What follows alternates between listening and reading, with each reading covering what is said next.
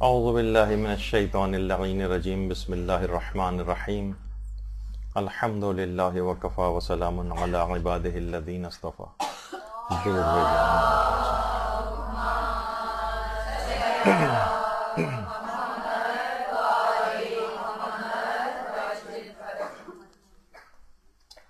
جیسے کہ آج آپ کے علم میں ہے کہ نئی طالبات بھی اس کلاس میں ہیں اور پرانی طالبات بھی موجود ہیں، تو کچھ اس طرح سے گفتگو کی جائے کہ دونوں ہی کے لیے فائدہ مند ہو جائے. جب بھی دیکھیے ابھی فقہی مسائل آگے چلیں گے اور انشاءاللہ پورے سال ہی بیان ہوتے رہیں گے، تو ایک اصطلاح بار بار آئے گی فقہی مسائل میں، اور اس کے اندر مزید تفصیل کو بار بار ذکر کرنا ممکن نہیں ہوگا. تو آج چند مثالوں کے ساتھ کچھ آسان اور فائدہ مند باتیں اس سلسلے میں بیان کر دی جائیں تاکہ آپ کے سامنے وضاحت کے ساتھ مسئلہ آ جائے. اور وہ مسئلہ یہ ہے جو آج ہم ڈسکس کریں گے اور نئے اور پرانے طالبات دونوں کے لیے فائدہ مند ہو جائے گا انشاءاللہ، کہ احتیاط واجب کی اصطلاح جب کوئی مجتہد استعمال کرتا ہے تو اس سلسلے میں ذمہ داری کیا ہے، اور کچھ مثالیں ایسی آئیں گی کہ اس مسئلے کو اگر صحیح طور پر سمجھ لیا جائے تو اس کے فائدے آپ کو کیا کیا ہوں گے. یہ آج کی ہماری گفتگو کا عنوان ہوگا. دیکھیے، جب بھی مجتہد یہ جملہ استعمال کرتا ہے مسائل فقہ میں، کیونکہ دیکھیے مسائل فقہ کو بہرحال یہ ہے کہ حکم خدا ہیں، اور کوئی بھی عمل جب تک کہ صحیح طور پر مسائل فقہ سے آگاہی کے ساتھ انجام نہ دیا جائے تب تک وہ بارگاہ الہی میں قبول نہیں ہوتا. یہی ائمہ کی تعلیمات بھی ہیں اس سلسلے میں. اور بعض اوقات لوگ آتے ہیں اور واقعتاً ایسی ان کی حالت ہوتی ہے کہ ساری زندگی کی نمازیں باطل ہو گئیں، دیے گئے خمس جو لاکھوں روپے انہوں نے دیے ہیں بعض اوقات وہ خمس شمار ہی نہیں ہوا، روزے ان کے باطل ہو گئے، کفارے اگر ادا کیے بھی تو مسائل فقہ نہ جاننے کی وجہ سے غلط افراد کے ہاتھ میں چلے گئے. تو وہ بعد میں جو ایک پچھتاوا ہوتا ہے، کاش ہم ایک لائن کا فقہی مسئلہ حاصل کر لیتے تو ہمیں یہ پریشانیاں نہ دیکھنے کو ملتی. تو وہ آپ کو بتانا ہے. اور اب آ جائیے کہ احتیاط واجب سے کیا مراد ہے. دیکھیے، احتیاط واجب سے مراد یہ ہے کہ مجتہد یہ کہہ رہا ہے کہ میں اس مسئلے میں کنفرم نہیں ہوں، اب یا تو تم میری ہی بات پر عمل کر لو، یا پھر جس میرے بعد علم میں جس عالم کا بھی علم زیادہ ہو، یعنی مجتہد عالم کی تو آپ تقلید میں ہوں، ان کے بعد جو دنیا میں سب سے بڑا عالم ہو اس کی بات کو بھی مان سکتے ہیں. یعنی مجتہد اس مسئلے میں 100% کنفرم نہیں، وہ یقین تک نہیں پہنچ سکا ہے کہ اس پر فتویٰ دے سکے، کوئی کسر رہ گئی، تو اس وقت وہ احتیاط واجب کی اصطلاح کو استعمال کرتا ہے. اچھا، یہ مجتہد اس کا لفظ استعمال کرتا ہی کیوں ہے، کب کرتا ہے؟ دیکھیے، اس کی بہت ساری وجوہات ہیں جو ابھی ظاہر بیان نہیں کرنا ہے. مثلا کبھی یہ ہوتا ہے کہ دو بالکل برابر کی قوت کی روایات آپس میں ٹکرا جاتی ہیں، یعنی ایک روایت کچھ کہہ رہی ہے اور دوسری اتنی ہی قوت کی روایت کچھ اور کہہ رہی ہے. اچھا، کبھی یہ ہوتا ہے کہ جس مسئلے کو وہ ثابت کرنا چاہ رہا ہے اس کے دلائل اس کے پاس مکمل نہیں ہوتے. کبھی کوئی راوی کا مسئلہ آ جاتا ہے، کبھی وہ جس نتیجے تک پہنچ رہا ہے مجتہد، قول مشہور اس کے خلاف ہے، یعنی دیگر مجتہدین کی ایک بہت بڑی تعداد نے اس کے برخلاف فتویٰ دیا ہوا ہے. اب وہ یہ کہتا ہے کہ بھئی احتیاط واجب ہے کہ عمل کر لو، میری سمجھ میں تو یہ آ رہا ہے، اس کے بعد اگر کسی اور مجتہد کی طرف رجوع کر سکتے ہو تو وہاں بھی تمہیں اجازت ہے. کبھی ایسا ہوتا ہے کہ اس کے رائے اور فتوے کے مقابلے میں مجتہدین کا اجماع ہو جاتا ہے. خیر، اب اس کے اندر بہت زیادہ تفصیل میں فی الحال نہیں جانا ہے کہ جب مجتہد 100% کنفرم نہیں ہوتا کہ وہ یہ کہہ سکے کہ حکم خدا ہے تو وہ احتیاط واجب کی اصطلاح کو استعمال کرتا ہے. یعنی وہ کہتا ہے کہ میں فتویٰ نہیں دے رہا ہوں، اب یا تو اس پر عمل کر لو یا میرے بعد دوسرے بڑے مجتہد کی بات بھی مان سکتے ہو جو کسی یقینی نتیجے تک پہنچ چکا ہو. اچھا، ایک چیز اور بھی آپ دیکھیں گی کہ کبھی مجتہد اپنے رسالہ عملیہ میں یا توضیح المسائل میں ایک لفظ استعمال کرتا ہے احتیاط واجب یہ ہے، کبھی استعمال کرتا ہے احتیاط لازم یہ ہے۔ دیکھیے مقام عمل میں تو اس میں کوئی فرق نہیں، دونوں ایک ہی چیز ہے۔ البتہ جیسے آپ اکثر دیکھیں گی توضیح المسائل میں، کبھی وہ لکھتا ہے واجب یہ ہے، کبھی لکھتا ہے لازم یہ ہے۔ تو عام طور پر اس کے یہ معنی ہوتے ہیں کہ اگر مجتہد اس فقہی مسئلے کو قرآن و حدیث سے نکال رہا ہے تو کہتا ہے واجب یہ ہے، اور اگر کسی فقہی قاعدے اور قانون سے اس مسئلے کو اخذ کر رہا ہے کہ کوئی فقہی قانون ہے، کوئی فقہی قاعدہ ہے، تو وہاں وہ اس بات کی نشاندہی کرنے کے لیے لکھ دیتا ہے کہ لازم یہ ہے کہ اس کو کیا جائے۔ ایک عمومی سی میں نے ایک بات بتائی، اور لازم میں مفہوم اور زیادہ وسیع ہو جاتا ہے، اور اس کا اطلاق علماء کہتے ہیں کہ غیر احکام تکلیفی پر بھی ہوتا ہے، خیر اس کو ابھی چھوڑیے۔ تو بعض اوقات یہ ہوتا ہے کہ لازم کی مخالفت سے ہو سکتا ہے صرف عمل باطل ہو لیکن کوئی گناہ نہ ملے۔ بہرحال احتیاط واجب اور احتیاط لازم میں عملی اعتبار سے کوئی فرق نہیں ہے، یہ آپ بس دماغ میں یاد رکھ لیں، اتنا کافی ہے۔ جہاں احتیاط واجب آ جائے، احتیاط لازم کا لفظ آ جائے، دونوں ایک ہی بات ہے، تھوڑے سے الفاظ کا فرق ہے۔ اچھا، کبھی ایسا ہوتا ہے کہ احتیاط لکھی ہوئی ہوتی ہے فتوے کے ساتھ، یعنی مجتہد فتویٰ بھی دے رہا ہے اور ساتھ میں احتیاط بھی لگا رہا ہے، اور کبھی فتویٰ نہیں لکھا ہوتا، صرف احتیاط لکھی ہوتی، احتیاط واجب ہے کہ یوں کیا جائے، فتویٰ نہیں دیا اس نے،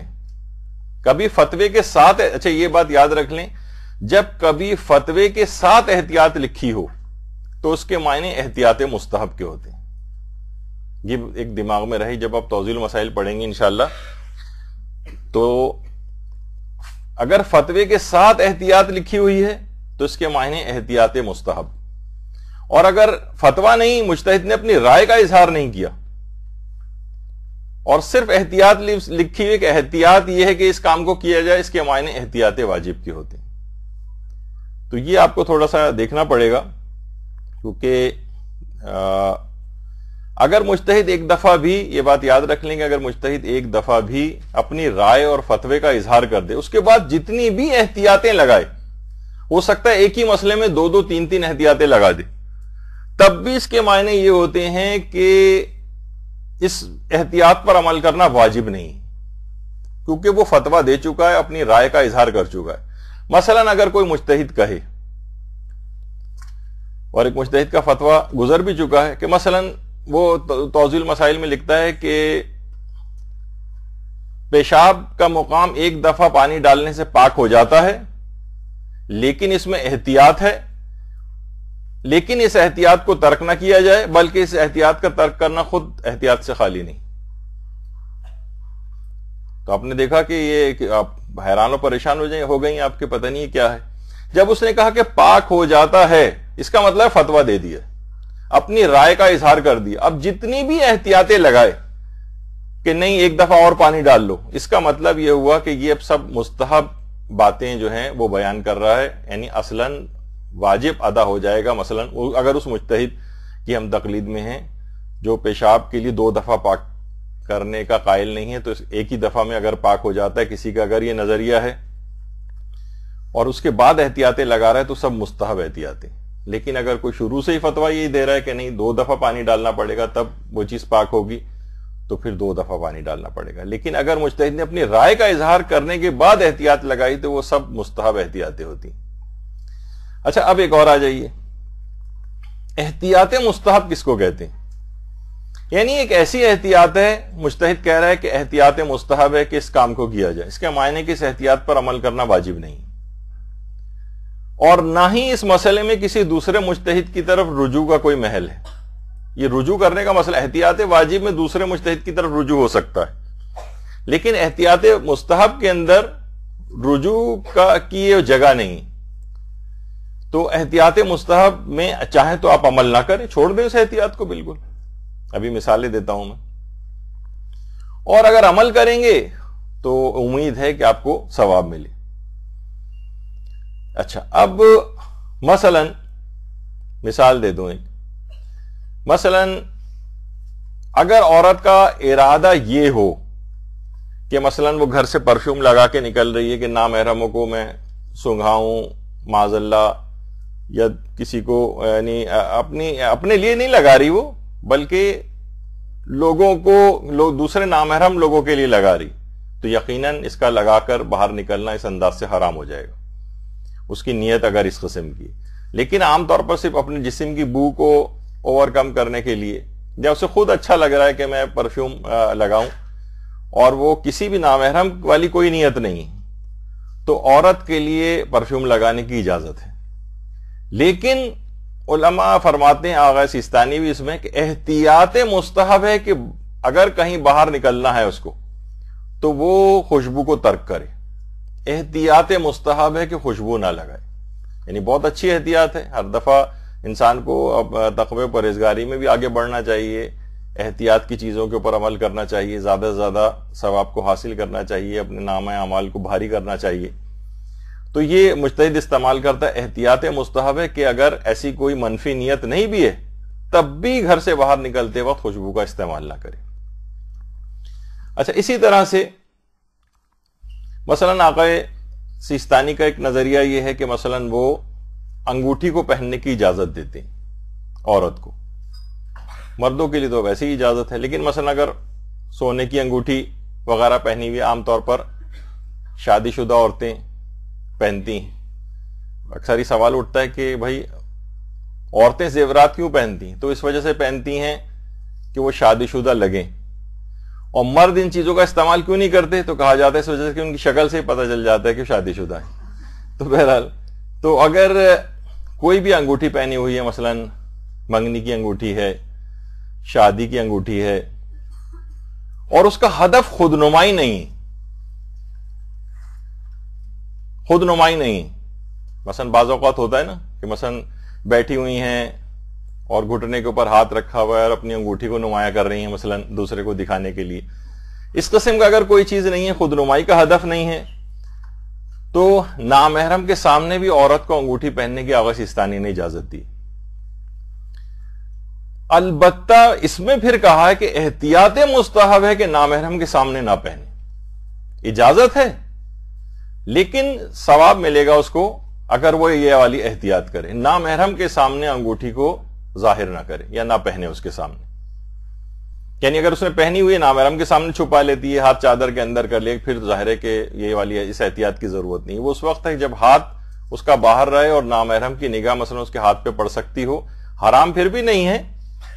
چاہے وہ عقیق کی انگوٹھی ہو، چاہے سونے کی انگوٹھی ہو یا کوئی اور انگوٹھی ہو، آغا سیستانی نے اجازت دی۔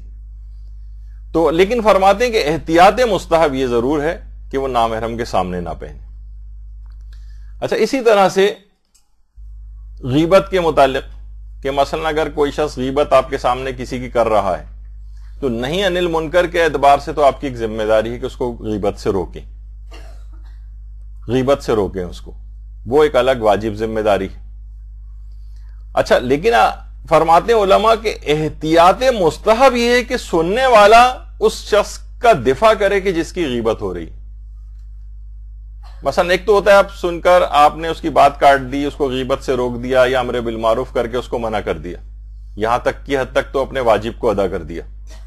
لیکن اس کے بعد کیا ہے؟ اس کے بعد احتیاط مستحب یہ ہے کہ آپ اس کا دفاع کریں جس کی غیبت کی جا رہی ہے، کہ نہیں ایسی بات نہیں ہے، ہو سکتا ہے کہ وہ مجبور ہو گیا ہو سکتا ہے بعض اوقات یہ حالات ہو جاتے ہیں، ہو سکتا ہے اس کا یہ مطلب نہ ہو، نہیں میں اس کو بہت پہلے سے مثلا جانتی ہوں، ایسی نہیں ہے وغیرہ، کوئی بھی اس طرح سے کہ آپ اس کا دفاع کریں، احتیاط مستحب ہے، کیونکہ بہت سی روایات میں بھی اس کا تذکرہ ہے۔ اب اس احتیاط پر عمل کرنا واجب نہیں، لیکن یہ ایک احتیاط مستحب ہے، چاہے تو اس احتیاط پہ عمل کر کے ثواب لے لیں، چاہے اس کو ترک کر دیں، کچھ بھی نہ کہیں۔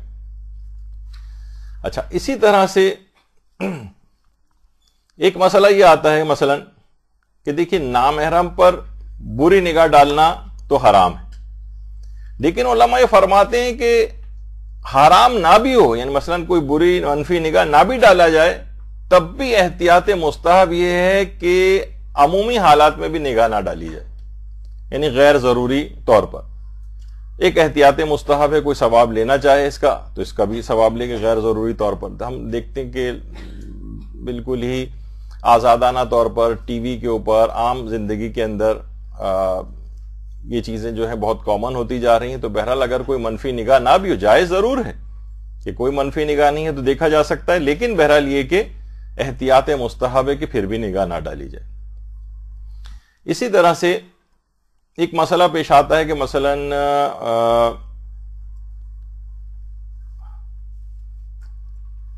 کہ اگر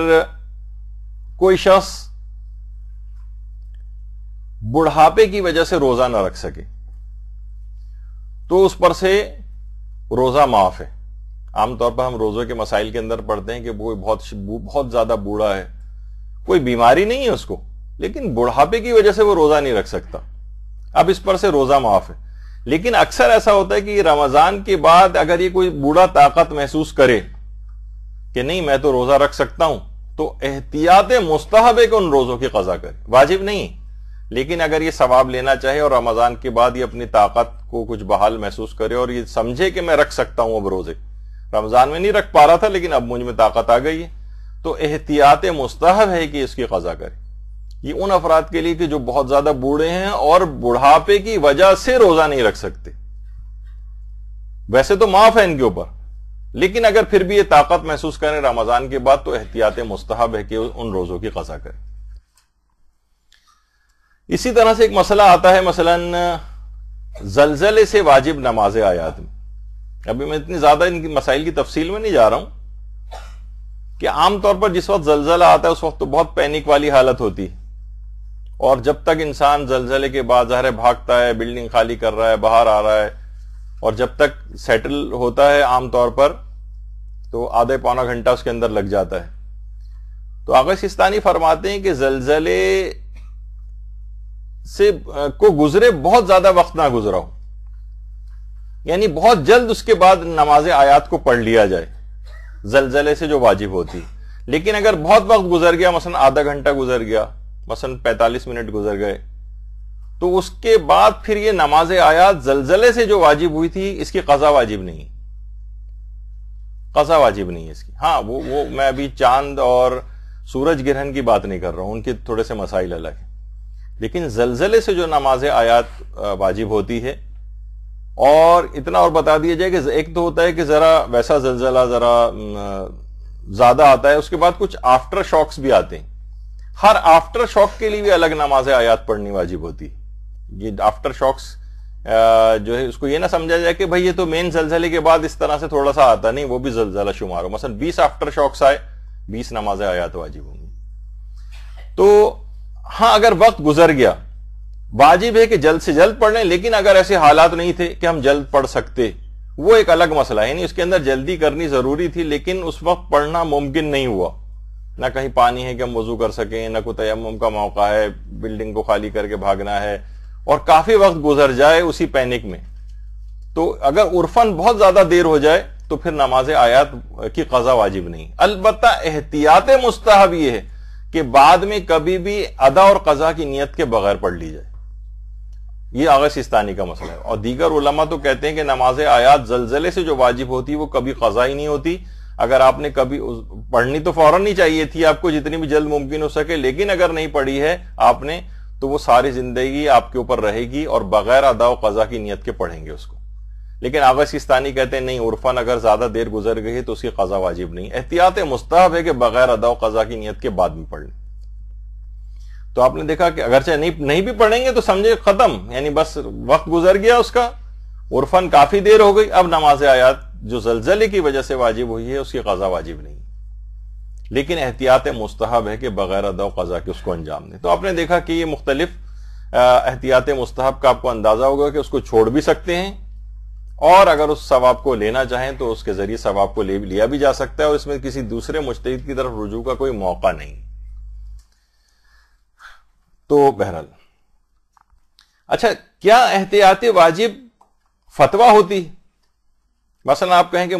میرے مجتہد کا فتویٰ یہ ہے کہ احتیاط واجب کی بنا پہ فلاں کام کرو. یہ ٹیکنیکلی لفظ غلط ہو گیا، کیونکہ احتیاط واجب فتویٰ نہیں ہوتا ہے. احتیاط واجب فتویٰ نہیں، فتویٰ ہوتا تو لفظ احتیاط کے بغیر اس کو ذکر کیا جاتا. اچھا، کبھی دیکھیے ایسا ہوتا ہے کہ احتیاط واجب کی بنا پر کوئی چیز کرنا ضروری ہوتی ہے، اور کبھی احتیاط واجب کی بنا پر کوئی چیز ترک کرنا ضروری ہوتی ہے، یعنی اس کو نہ کیا جائے، اس کو چھوڑنا ضروری ہو جاتا ہے۔ مثلا احتیاط واجب کی بنا پر داڑھی کا مونڈنا حرام ہے، یعنی اب اس حرام کام سے اس کو بچنا ضروری ہو جائے گا، تو کبھی ترک کرنا ضروری ہوتا ہے، کبھی اس کام کو کرنا ضروری ہو جاتا ہے۔ تو آپ یہ کہہ سکتی ہیں کہ میرے مجتہد کا فتویٰ یہ ہے، یہ نہیں کہہ سکتی، کہہ سکتی ہیں میرے مجتہد کا نظریہ یہ ہے، آغا سیستانی یا مثلا آیت اللہ خامنئی کے نزدیک یہ ہے، یا وہ یہ فرماتے ہیں۔ فتوے کا لفظ نہیں، فتوے کے معنی ہوتے ہیں حکم خدا، اور کیونکہ اس میں کوئی کسر باقی رہ گئی ہے، اب اس کی کسر باقی رہنے کی بہت سی وجوہات ہو سکتی ہیں جو بھی ذکر ہوئی، کبھی دلائل مکمل نہیں ہوتے، کبھی راویوں کا مسئلہ ہوتا ہے، کبھی دو برابر قوت کی روایتیں ٹکراری ہوتی ہیں، کبھی قول مشہور اس کے خلاف ہوتا ہے، کبھی اجماع قائم ہوا ہوتا ہے، وغیرہ بہت سارے وجوہات ہوتی ہیں اس کی۔ تو مجتہد احتیاط واجب کا لفظ اس وقت استعمال کرتا ہے۔ تو جو مجتہد کیسے کہے کہ حکم خدا، اگر وہ کہتا ہے کہ میں فتویٰ دیتا ہوں، جیسے احتیاط واجب کی بنا پر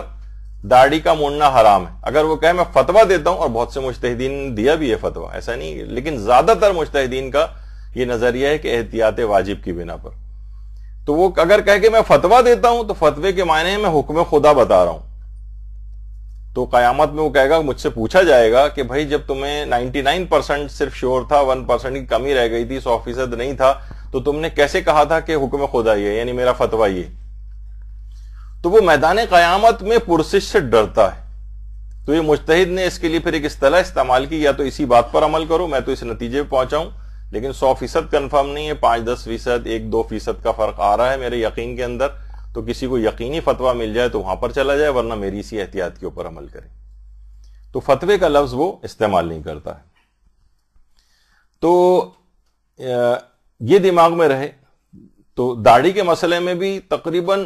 90% سے زائد مجتہدین ہیں، وہ کہتے ہیں احتیاط واجب کی بنا پر داڑھی کا مونڈنا حرام ہے۔ البتہ جیسے آیت اللہ حافظ بشیر نجفی، انہوں نے تو فتویٰ دیا، ان کی احتیاط نہیں۔ اچھا، اب یہ اتنا اہم مسئلہ ہے، کیا اس کے مطابق عمل کرنا ہی ضروری ہوتا ہے؟ تو جی ہاں، اس کے مطابق عمل کرنا ضروری ہوتا ہے، کیونکہ اکثر ہمیں دیکھنے میں آتا ہے کہ بعض اوقات سوشل میڈیا وغیرہ پہ لوگ کچھ مسائل کے اندر جب پیش کیا جاتا ہے کہ احتیاط واجب کی بنا پر یہ کام کرنا ضروری ہے یا اس کام کو ترک کیا جائے، تو اکثر لوگ یہ کہتے نظر آتے ہیں بھائی یہ کوئی فتویٰ تو ہے نہیں، کوئی ایسی یقینی کوئی بات نہیں ہے، اور کوئی مجتہد نے فتویٰ تو نہیں دیا، احتیاطی تو لگائی ہے خالی۔ تو وہ سوچتے ہیں کہ شاید یہ کوئی کمزور سی بیکار سی بات ہے، یعنی عمل کریں نہیں کریں نہیں کریں، نہیں، ایسا نہیں۔ اس کی اصلاح کرنا بہت ضروری ہے، کیونکہ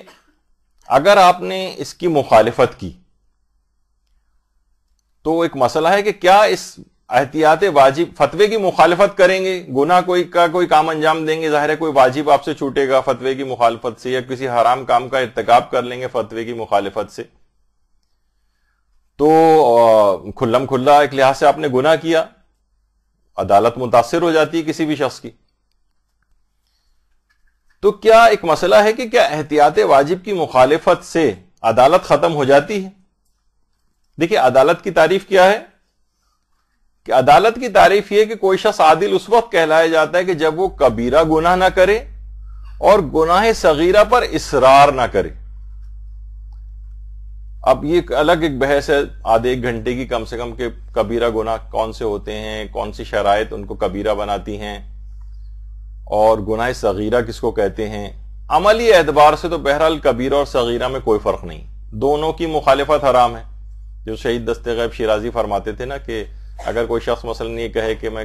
کبیرہ تو نہیں کر رہا، صغیرہ ہی تو کر رہا ہوں، تو ایسے ہی جیسے کوئی کہے کہ بھئی آپ بڑے سانپ سے نہ ڈسوائیے، چھوٹے سانپوں سے ڈسوا لیں، تو ایک ہی بات ہے۔ یعنی وہ دیکھا اس کے اندر یہ جاتا ہے کہ مخالفت کس عظیم ذات کی جا رہی، پروردگار عالم کی، تو ہر وہ گناہ یعنی اس کی ہر مخالفت بڑی ہے ایک لحاظ سے دیکھیں۔ تو بہت سی باتیں ایسی ہیں کہ مثلا عدالت اس وقت اس کے اندر آتی ہے جب وہ کبیرہ گناہ نہ کرے اور صغیرہ گناہ کے اوپر اصرار نہ کرے، یعنی بار بار اس کو نہ کرے، کیونکہ گناہ صغیرہ کا بار بار کرنا خود اس گناہ کو کبیرہ بنا دیتا ہے۔ تو کیا اس سے عدالت ختم ہو جاتی؟ آقا خوئی فرماتے تھے، مراجع میں سے گزرے ہیں، وہ فرماتے تھے کہ جی ہاں، احتیاط واجب کی مخالفت سے عدالت ختم ہو جاتی، سوائے اس کے کہ اس کا رجوع ثابت ہو جائے. مثلا اس نے اس معاملے میں، اس مسئلے میں کسی دوسرے مجتہد کی طرف رجوع کر لیا تھا. مثلا اگر کوئی شخص داڑھی مونڈ کے پھرتا ہوا نظر آ رہا ہے آپ کو، اب یا تو اس کے پاس کوئی شرعی عذر ہو، مثلا کوئی اسکن کی کوئی پرابلم ہے، ڈاکٹر نے رکھنے کو منع کر دیا ہے، کوئی بیماری اس کو ہے کہ یہ نہیں رکھ پاتا ہے. ویسے میری نگاہ میں ایسی کوئی بیماری ہے نہیں، لیکن اکثر لوگ کہتے ہیں کہ بھئی مجھے ایسی کہ بس ہمیں خارش ہو جاتی ہے، کچھ ہے، لیکن وہ بھی بس ہو سکتا ہے کہ اس کی کوئی اور اسکن کے لحاظ سے کچھ وجوہات تو ٹریٹمنٹ کے بعد ٹھیک ہو جائیں گی اس کی، لیکن اس کی وجہ سے داڑھی رکھنا منع ہو جائے، یہ ایسا کوئی عام طور پر نہیں ہوتا ہے. تو وہ فرماتے تھے کہ یا تو ایسا کچھ اس کے ساتھ ہو رہا ہے، کوئی بیماری وغیرہ ہے، یا مثلا اس نے کسی دوسرے مجتہد کی طرف رجوع کر لیا اس مسئلے کے اندر. یہ آپ کو اگر ثابت ہے تو اس کی عدالت ختم نہیں ہوگی. لیکن اگر ویسے ہی آپ کو پتا ہے کہ نہیں یہ لاؤ والی ٹائپ کا، کہیں نہ اس کو رجوع کا مسئلہ پتا ہے اور یہ مخالفت بھی کر رہا ہے اس کی، اور اس کو اس بات کا علم بھی ہے کہ یہ چیز کام کرنا جائز نہیں ہے چاہے احتیاط واجبی کی بنا پر ہو، تو وہ کہتے تھے کہ عدالت ختم ہو جاتی. اور عدالت ختم ہونے کے بعد اس شخص کی اس گناہ کی جو وہ ظاہر کر رہا ہے لوگوں کے سامنے مخالفت کر کے احتیاط واجب کی، اس گناہ کی غیبت بھی جائز ہو جاتی. جیسے اس کے اندر آ جاتا ہے مثلا بلا عذر داڑھی کا مونڈنا، یعنی اگر کوئی شخص داڑھی مونڈا ہے تو اس کے داڑھی مونڈا ہونے کی غیبت بھی کی جا سکتی ہے آقا خوئی کے فتوے میں، یا وہ مجتہدین کو جو کہتے ہیں کہ ہاں احتیاط واجب کی اس طرح کی مخالفت سے عدالت ختم ہو جاتی ہے اور اس کی غیبت جائز ہو جاتی ہے. جیسے کوئی عورت مثلا جان بوجھ کر بے پردہ پھر رہی ہو، اسے پردے کا حکم بھی بتایا جا رہا ہے اسے، لیکن پھر بھی وہ پردہ کرنے پر تیار نہیں ہے، تو اس کی اس بے پردگی کے گناہ کی غیبت ہو سکتی ہے مثلا آقا خوئی اور ان کے ہم خیال مجتہدین کی نگاہ میں. کیونکہ مثلا ہو سکتا ہے کہ وہ عورت، ابھی جیسے کہ آگے چل کر آئے گا، کسی ایسے مجتہد کی تقلید میں ہو جو احتیاط واجب کی بنا پر چہرے کو چھپانا ضروری خیال کرتے ہیں. ابھی آگے چل کر اس کا بھی مسئلہ کچھ مجتہدین کا بیان ہوگا. اور یہ عورت اس کا یعنی آپ کو یہ بھی نہیں پتا ہے کہ، آپ کو یقینی طور پر پتا ہے کہ یہ عورت جو ہے نا اس نے رجوع وغیرہ بھی نہیں کیا ہوا، لیکن پھر بھی اپنے چہرے کو کھول رہی، جبکہ یہ ایسے مجتہد کی تقلید میں ہے کہ جو چہرے کو چھپانا ضروری سمجھتے. تو کیا اس کی اس بے پردگی کی غیبت کی جا سکتی ہے؟ تو آقا خوئی فرماتے تھے کہ جی ہاں، اور ان کے ہم خیال مجتہدین،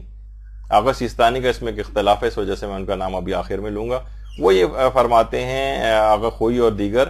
کہ کیونکہ اس نے احتیاط واجب کی مخالفت کی ہے اور کوئی ایسا عذر بھی نہیں ہے اس کے پاس کہ اس کو مثلا ہو سکتا ہے کہ اس کو علم نہ ہو، یا نہیں اس کو علم بھی ہے کہ میرا مجتہد یہ کہتا ہے کہ چہرے کو چھپایا جائے، نہ اس نے کہیں اور رجوع کیا ہے اور یہ مخالفت کر رہی ہے، تو وہ فرماتے تھے کہ اس کی بے پردگی کی غیبت ہو سکتی ہے. اچھا جی، آپ یہ دیکھیں کہ جس چیز کی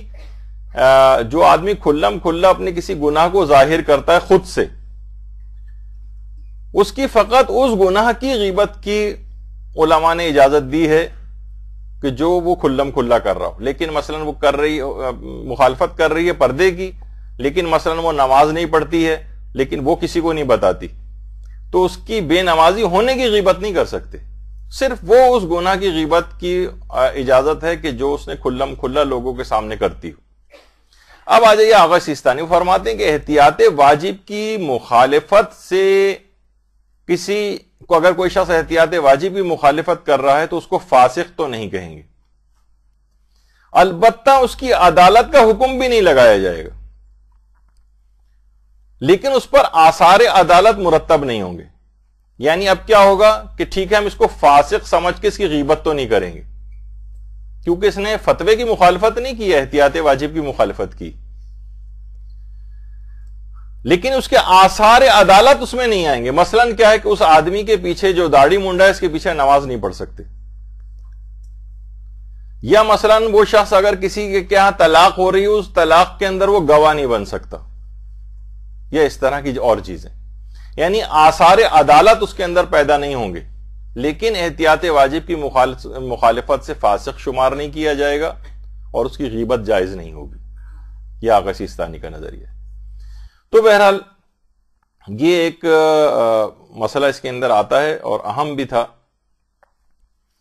تو بے پردگی کی گناہ کی تصویر کو اسی وجہ سے بلر کر دیا گیا ہے, دھندلا کر دیا گیا ہے, تاکہ اس کی ترویج مزید نہ ہو. لیکن آپ کے سامنے آ جائے کہ بعض اوقات اس طرح سے بھی لوگ گناہ کرتے ہیں, اور کوئی احتیاط واجب والا بالفرض اگر کوئی مسئلہ ہوتا ہے, صحیح اگر جو فتوے کی مخالفت کرے گا تو اس کی تو اس گناہ کی غیبت جائز ہے جو علی اعلان کرے. مثلا کوئی عورت بالکل بے پردہ ہو, اس کی بے پردگی کے گناہ کی غیبت ہو سکتی.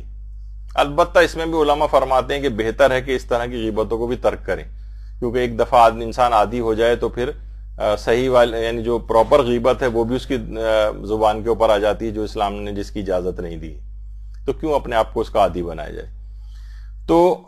لیکن احتیاط واجب والے جو مخالفتیں ہیں اس کے اندر آغا سیستانی فرماتے ہیں فاسق کا حکم نہیں لگے گا, اور نہ اس کی غیبت اس چیز کی جائز ہوگی جو اس نے احتیاط واجب کی مخالفت کی.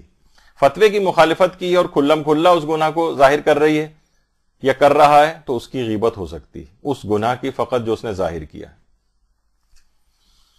اچھا, احتیاط واجب کے سلسلے میں مقلد کی ذمہ داری کیا ہے؟ تو دوبارہ یہ بات آ جائے کہ یا تو اسے اس احتیاط ہی پر عمل کرنا ہے, یا اس مسئلے میں علم میں دوسرے بڑے مجتہد کی بات بھی مان سکتا ہے. مثلا یہی بات کہ اگر مثلا مجتہد کہے کہ احتیاط واجب کی بنا پر عورت کے لیے ضروری ہے کہ وہ چہرے کو بھی چھپائے, تو اب وہ یا تو اس احتیاط پر عمل کر کے چہرے کو چھپائے, یا اس مسئلے میں دوسرے بڑے مجتہد کا فتویٰ دیکھے. اگر وہ اجازت دے رہا ہو تو وہ چہرے کو کھول سکتی ہے, اور وہ اجازت نہ دے تو چہرے کو نہیں کھول سکتی. ویسے مسئلہ آگے بھی آنا تھا, لیکن یہ مثلا اس وقت زیادہ تھا. اب اس وقت تو جتنے بھی تقریباً مراجع ہیں, سوائے ایک لحاظ سے آیت اللہ حافظ بشیر کو چھوڑ کر, باقی سب جو ہیں وہ چہرہ کھولنے کی اجازت دیتے ہیں. آقا خوئی فرماتے تھے احتیاط واجب کی بنا پر عورت کے لیے ضروری ہے کہ اپنے چہرے کو نامحرم سے چھپائے. تو ان کی جو مقلدات تھیں, لیکن اس زمانے میں بھی آپ دیکھتی تھی کہ وہ چہرہ کھول لیتی تھی جب آیت اللہ خوئی حیات تھے, اور ان کی تقلید تو خیر ابھی تک جاری ہے.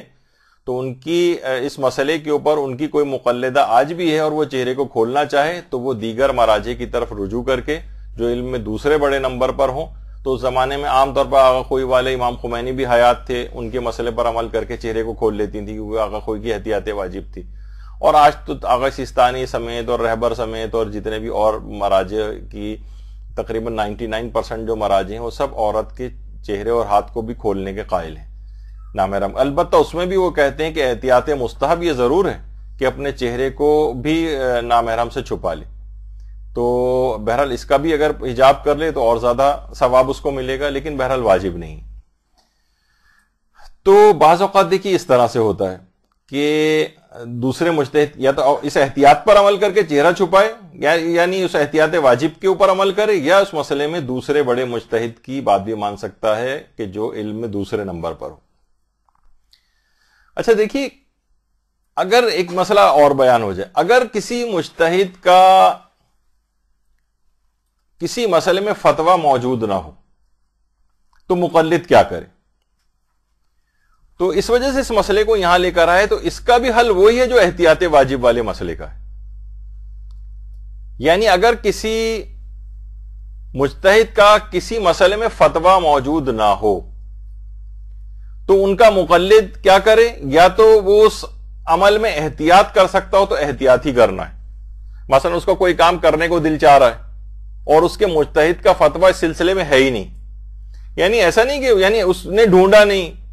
ڈھونڈنے کی بات نہیں, اس مجتہد نے اس مسئلے میں فتویٰ ہی نہیں دیا. بہت سے نئے نئے مسئلے آتے رہتے ہیں. مثلا کلوننگ ابھی ہوئی تھی تھوڑے عرصے پہلے کا شور اٹھا تھا. اب اس کے بعد جب کلوننگ ہوئی تو اس کے بعد مراجع کے فتوے آئے, لیکن مثلا اس وقت تک اگر اس کے مجتہد نے فتویٰ نہ دیا ہو, اور مثلا کلوننگ سے کوئی عورت اپنی ہی اس نے کلوننگ کرا کے اس جیسی مثلا کوئی عورت بن گئی, سائنس نے مثلا اتنی ترقی کر لی, تو اب کون سے احکامات ہوں گے اس کے اوپر میراث کے ان لوگوں کے مسئلے کیا ہوں گے اور شادی بیاہ کے مسئلے کیا ہوں گے, محرم و نامحرم کے مسئلے کیا ہوں گے, بہت سارے مسئلے اس کے اندر آتے. تو یا تو وہ احتیاط کرے یا پھر اس مسئلے میں دوسرے علم میں دوسرے بڑے مجتہد کی بات بھی مان سکتا ہے جب تک کہ اسے اپنے مجتہد کا فتویٰ پتہ نہ چلے. یعنی اگر کسی مجتہد کا کسی مسئلے میں کوئی فتویٰ موجود نہ ہو تو بالکل وہی مسئلہ ہے جو احتیاط واجب کا ہے. یا تو احتیاط کرو جب تک فتویٰ پتہ نہ چلے اس کام کو نہ کرو, یا پھر یہ کہ علم میں دوسرے بڑے مجتہد کی بات بھی اس سلسلے میں مان سکتے ہو. اچھا, کبھی کبھار